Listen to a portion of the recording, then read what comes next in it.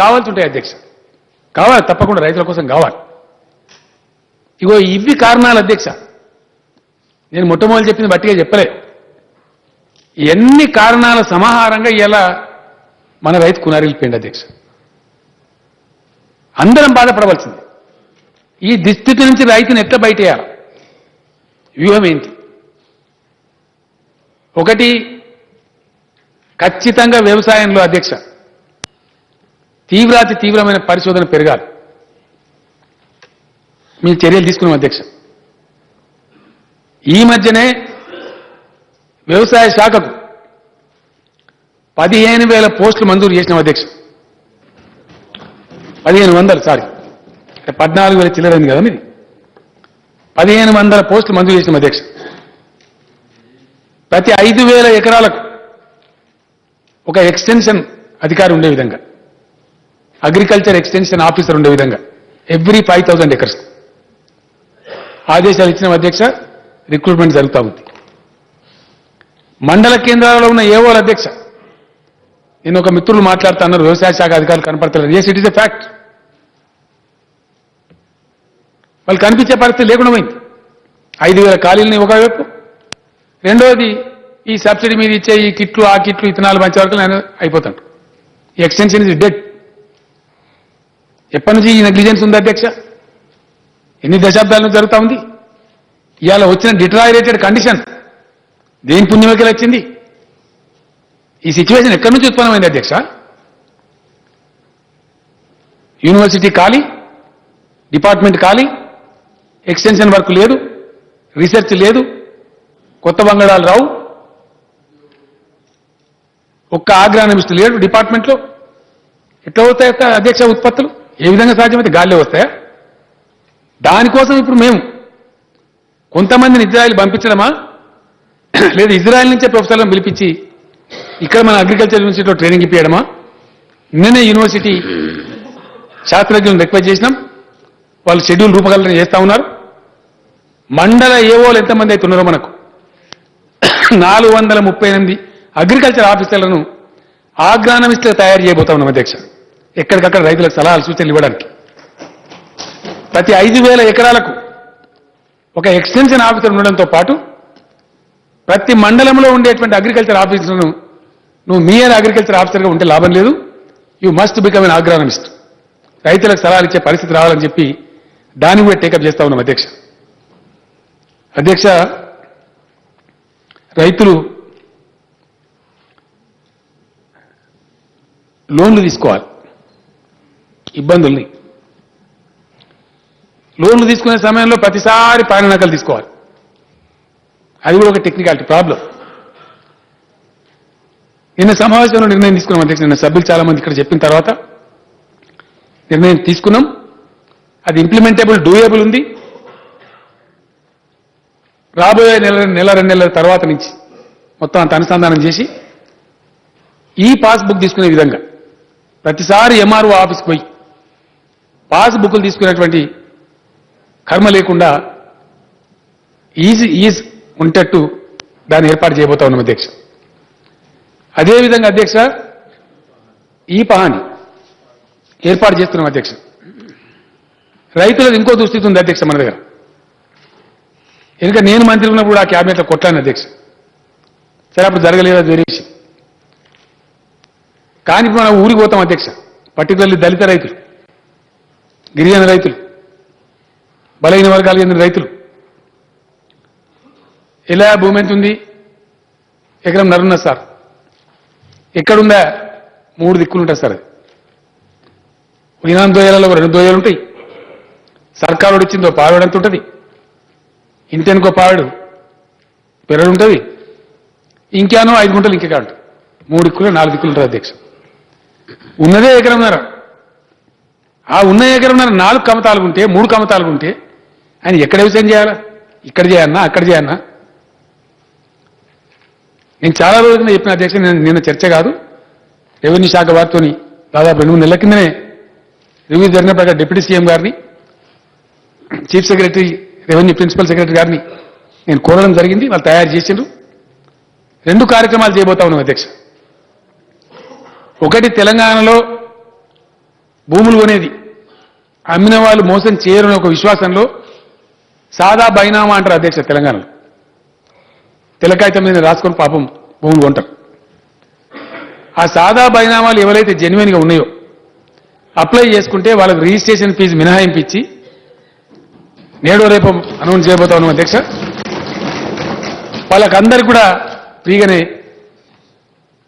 ROR చేసేటువంటి ఏర్పాటు చేస్తాం అధ్యక్ష. రిజిస్ట్రేషన్ కూడా చేస్తాం, ఆ రూపాయి కట్టే అక్కర్ లేకుండా. కమతాల ఏకీకరణ అధ్యక్ష. తెలంగాణ భాషలో చెప్పాలంటే దానికి రద్దు బదులు అంటారు. జీవన్ రెడ్డి గారి పక్కకు నాకు కార్యక్రమం ఉండొచ్చు, నా పక్కకు జీవన్ రెడ్డి గారికి ఒక కార్యక్రమం ఉండొచ్చు. ఇక్కడ నేను రద్దు చేసుకోవడం, అక్కడ జీవన్ రెడ్డి గారు రద్దు చేసుకోవడం, వెలిసి నాది ఒక ఎకరం అవుతుంది, వారి ఒక ఎకరం అవుతుంది. కమతం పెరిగే ఆస్కారం ఉంటుంది. ఈ కమతాల ఏకీకరణకు రద్దు బదులు చేసుకోవడానికి కూడా చిన్న రైతు పెద్ద రైతు అనకుండా అందరూ కూడా వెసులుబాటు ఉండాలి. కాబట్టి దానికి కూడా రిజిస్ట్రేషన్ ఫీజు మాఫీ చేస్తూ దానికి కూడా అవకాశం ఇస్తున్నాం అధ్యక్ష. అది ఎంతో కొంత రైతుకు మేలు చేసే ఆస్కారం ఉంటుంది. కమతం సైజు పెరిగితే అది ఎకనామిక్ యూనిట్ అయ్యే ఆస్కారం ఉంటుంది. దాన్ని కూడా 100% చేస్తాం అధ్యక్ష. సరే, నేను ఇంతకుముందే చెప్పిన అధ్యక్ష, మార్చి నుంచి ఎట్టి పరిస్థితులలో రాత్రి పోయి పాములు తేలు గడిచే అవస్థ తప్పాలని 9 hours పవర్ సప్లై గ్యారంటీగా ఆఫ్టర్ మార్చి నుంచి సప్లై చేస్తాం అధ్యక్ష. అదేవిధంగా మనీ లెండర్స్ యాక్ట్ గురించి నేను మిత్రులు మంచి సలహా చెప్పినారు. మనకి ఇంతకుముందు మనీ లెండర్స్ యాక్ట్ ఉండే, కానీ అది ల్యాప్స్ అయింది అధ్యక్ష. అది సన్షైన్ యాక్ట్ లాగా పెట్టినారు, ఆ సన్సెట్ యాక్ట్ లాగా పెట్టినారు, టైం ల్యాప్స్ అయింది. డెఫినెట్గా తమ అనుమతితోని ఇదే సెషన్లో మనీ లెండర్స్ యాక్ట్ కూడా బిల్లు పాస్ చేస్తాం అధ్యక్ష. అధ్యక్ష, కరువు మండలాలు ప్రకటన ఇదో పెద్ద మహేసభలో వచ్చినట్టుంటుంది అధ్యక్ష. 2 విషయాలు మాత్రం చాలా బాధాకరంగా ఉన్నాయి అధ్యక్ష. ఒకటి పంటల బీమా, ఇదో పెద్ద జోక్ ఈ దేశంలో. ఇక కరువు మండలాల ప్రకటన నిన్న జీవన్ రెడ్డి గారు చెప్పారు, చాలా మంది మిత్రులు చెప్పారు అధ్యక్ష. 100% I go with them because it is a fact అధ్యక్ష. ఈ కరువు మండలాలు ఎట్లుంటే కథ నా దగ్గరనే అధ్యక్ష. ఇప్పుడు నా పొలం కానీ జూన్ మొదటి వారం, జూన్ 10వ తారీఖు ఆ ప్రాంతంలో భయంకరమైన వర్షాలు కురిసినాయి అధ్యక్ష. ఒక 6-7 రోజులు కంటిన్యూగా రెయిన్ఫాల్. విత్తనం పెట్టగలుగుతామా లేదా అని భయపడేంత వర్షాలు పడి విత్తనం పెట్టేసి ఏం పెట్టిన అధ్యక్ష, ప్రాంతం అంతా పాపం రైతులు పెట్టి అన్ని గ్రామాల్లో 23 రోజులు 24 రోజులు ఒక సుక్క వర్షం లేదు అధ్యక్ష. వర్షం లేకపోగా వేడి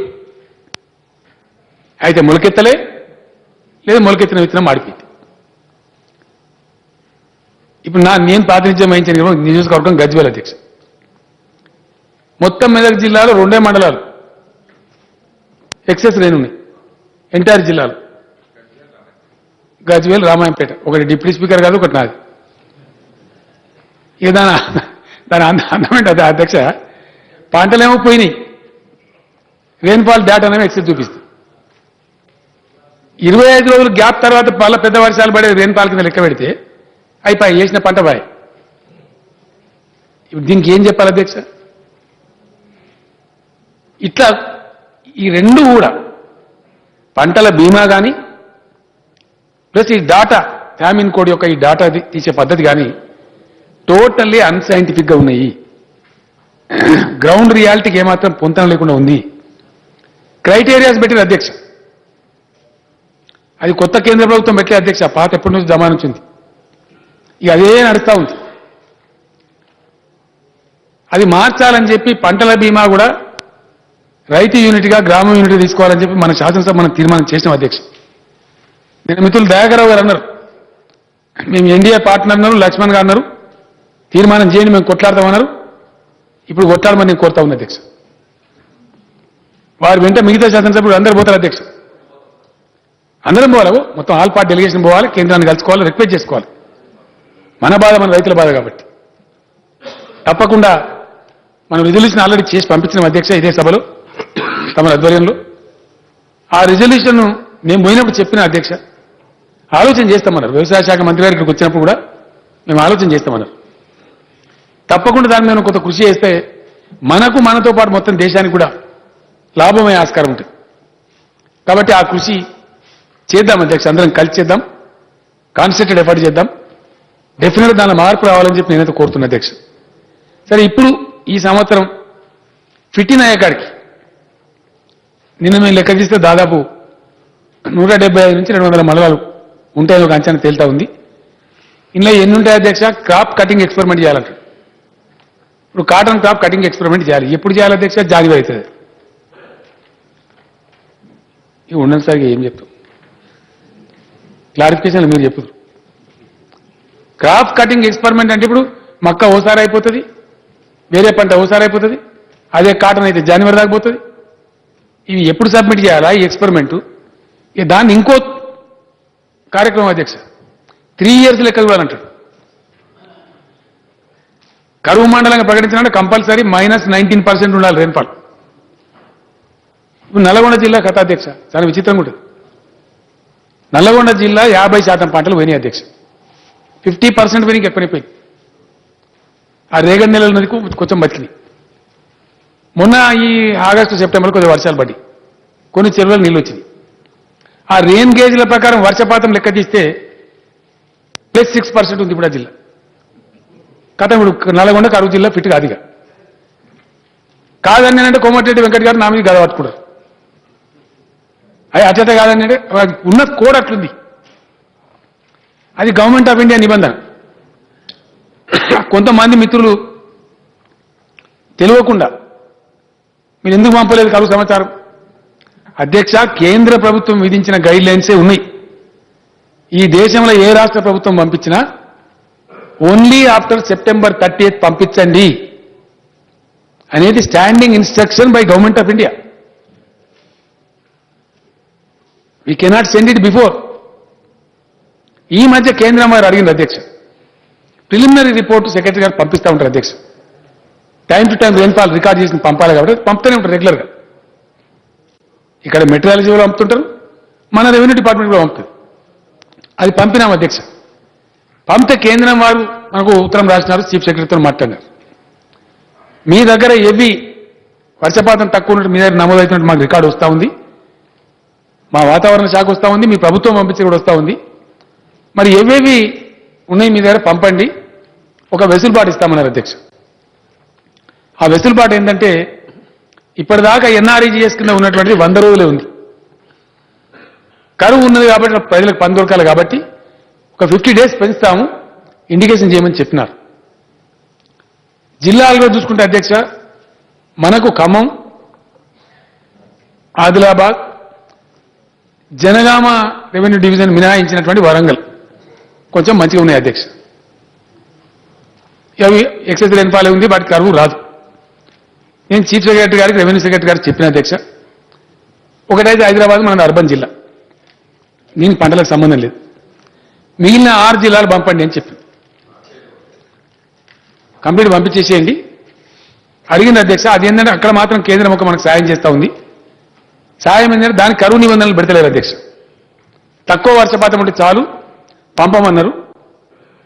మండలాలుగా పంపుదామా, లేదు నల్గొండ జిల్లాలో కొన్ని మిస్ అయ్యే ఆస్కారం ఉంటుంది. ఏది పంపితే బాగుంటుంది అనేది ఇప్పుడు ఫైనల్ డిసిషన్ మనం తీసుకోవాలి అధ్యక్ష. ఈ జిల్లా ఆ జిల్లాను కూడా మండలాలు పంపినా ఇచ్చే అవకాశం ఉంది.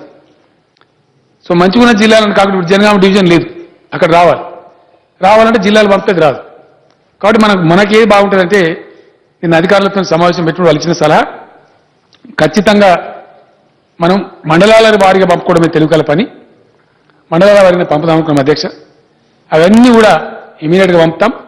అక్కడ కేంద్రం ఇచ్చే సహకారంతో మనకు 150 days ఎన్ఆర్ఈజెస్ వచ్చే ఆస్కారం ఉంటుంది. దాన్ని తీసుకుందాం. మిగిలిన కరువు మండలాలకు ఇదో పెద్ద జోక్ ఉంది అధ్యక్ష. కంట్రీల్ని మనం పంపుతాం అధ్యక్ష. ఏం జరుగుతుందో అదో పెద్ద తతంగం. పంపాలి, పంపితే కేంద్ర బృందం వస్తుంది. కేంద్ర బృందం వచ్చే వరకు పుణ్యకాలం వెళ్ళిపోతుంది అధ్యక్ష. పెద్దవాన పడ్డదనుకో మొత్తం పచ్చగా పడుతుంది. వాళ్ళు వచ్చుడే నెలకో 2 నెలలకు 3 నెలలకు వస్తారు అధ్యక్ష. వాళ్ళు వచ్చే వరకు సిచ్యువేషన్లో మార్పు వస్తుంది. ఏమైనా మీరు కరువంటే అంత పంటలు ఏంటారు మనం చెప్పే పరిస్థితి ఉండేది. ఇంకా కొన్ని ధర్మ సంకటం ఉంటుంది అధ్యక్ష.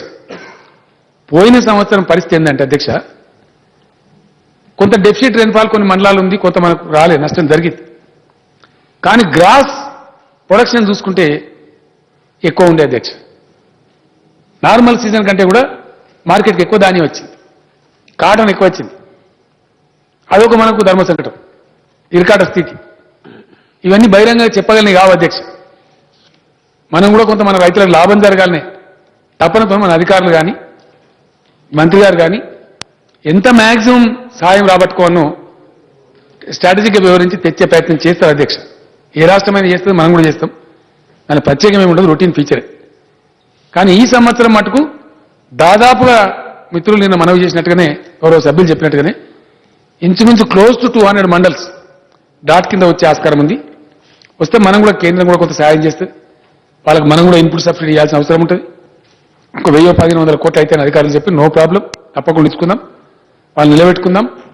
ఇవన్నీ కూడా చేస్తామని చెప్పి నేను మనవి చేస్తా ఉన్నా అధ్యక్ష. కౌలు రైతుల గురించి కూడా నిన్న మిత్రులు కొందరు చెప్పినారు. ఇలా 2 రకాలనే అధ్యక్ష. ఒకసారి ఇది క్లారిటీ వస్తే మంచిదని, సభ్యులకు కూడా సమాచారం తెలిస్తే మంచిదని ఉద్దేశంగా నేను చెప్తా ఉన్నా అధ్యక్ష. ఇందులో ఒక ఇష్యూ ఏంటంటే, మన దేశంలో ఎక్కడ లేని విధంగా Telangana tenancy act is a very powerful act, highly powerful act అధ్యక్ష. మనది ఎందుకంటే మన దగ్గర జాగీర్దారులు, జమీందారులు, భూస్వాములు గతంలో ఎక్కువ ఉండి వెట్టి చాకరీ చేయించుకునే సందర్భాలు కూడా ఎక్కువ ఉన్నాయి. కాబట్టి టెనెన్సీ యాక్ట్ చాలా పవర్ఫుల్గా పెట్టుకున్నాం. దాంతో ఏమైందంటే, కౌలుకు లీజుకి ఇస్తే భూమి 5 years ఇవ్వాలి అధ్యక్ష, 5 సంవత్సరాలు మినిమం ఇవ్వాలి. అట్లా చాలా కఠినంగా ఉంది. అందుకోసం రైతులు జనరల్గా తమ భూములు కౌలుకి ఇవ్వడానికి ఇష్టపడరు. కానీ ఇస్తారు అధ్యక్ష. ఎట్లా ఇస్తున్నారు? నెట్ క్యాష్ మీద ఇస్తున్నారు అధ్యక్ష. 1 క్రాప్ కా 2 క్రాప్లక సంవత్సరానికి ఇస్తే ఇంత, సంవత్సరానికి ఇస్తే ఇంత, ఎకరాకు 10,000 20,000 మాట్లాడుకుని ఇస్తున్నారు అధ్యక్ష. అగ్రిమెంట్ ఉండదు, కొంత అడ్వాన్స్ తీసుకొని ఇస్తారు. అగ్రిమెంట్ చేసుకుంటే ఏంటంటే, కౌలుకి ఇస్తే మినిమం 5 years ఇవ్వాలి టెనెంట్ యాక్ట్ ప్రకారంగా. 6th year ఒకవేళ జరిగితే అగ్రిమెంట్, అతనికి భూమి హక్కులు వస్తాయి అధ్యక్ష. వాళ్ళు స్ట్రాంగ్ యాక్ట్ ఉంది, అది అతను తీసేయడానికి ఉండదు రైతు. ఈ టెనెన్సీ యాక్ట్ వల్ల జనరల్ కౌలుకి ఇయ్యరు. దీంతో ఇక్కడ ఉత్పన్నమైన సమస్య ఏంటంటే, ఎక్కడైతే బ్లాక్ కాటన్ సాయిల్స్ మన రాష్ట్రంలో ఉన్నాయో ఆ ప్రాంతాలలో, నిజామాబాద్ జిల్లా పోతే బటాయికి ఇచ్చినమాట అధ్యక్ష. రకరకాలుగా మాట్లాడతారు జిల్లాలలో, అక్కడ లోకల్ మండలికం. ఈ డబ్బులు తీసుకొని ఇచ్చే పరిస్థితి. కొంతమంది వ్యక్తులు, ఈవెన్ మన పొరుగు రాష్ట్రం ఆంధ్రప్రదేశ్ వాళ్ళు కూడా వచ్చి భూములు ఈ క్యాష్ మీద లీజులు తీసుకుంటారు అధ్యక్ష. తీసుకోతే ఏమైంది, ఒక సంవత్సరం దబనాథన్కి 10 ఎకరాలు తీసుకున్నాడు, లాభం వచ్చింది. అంతటితో వాళ్ళు ఆగుతలేరు, 20 ఎకరాలకు పోతాడు, 30 ఎకరాలకు పోతాడు. ఒక సంవత్సరం దెబ్బ కొట్టింది, కొడితే పెద్ద ఎఫెక్ట్ అవుతా ఉంది. వాళ్ళు ఆత్మహత్య చేసుకుంటా ఉన్నారు. వాళ్ళని ఎట్లా ప్రొటెక్ట్ చేయాలా, అదొక సమస్య ఉంది. ఇట్లా ఈ కౌలు రైతులది సమస్య ఉంది అధ్యక్ష. దానికి సమగ్రంగా మనం అర్థం చేసుకోవాల్సిన అవసరం ఉంది. ఈ పద్ధతిలో సమస్యలున్నాయి అధ్యక్ష. మనకు స్టేట్ సీడ్ యాక్ట్ ఒకటి ఉంది అధ్యక్ష. నకిలీ విత్తనాలు కూడా ప్రస్తావన చేసినారు. తప్పకుండా 100% కఠిన చర్యలు తీసుకుందాం. అవి తగ్గిన మునుపునంత లేవు, కానీ నకిలీ విత్తనాలు అరికట్టడంలో చాలా కఠినంగా వ్యవహరిస్తామని చెప్పి మనం చేస్తా ఉన్న అధ్యక్ష. వ్యవసాయ యూనివర్సిటీకి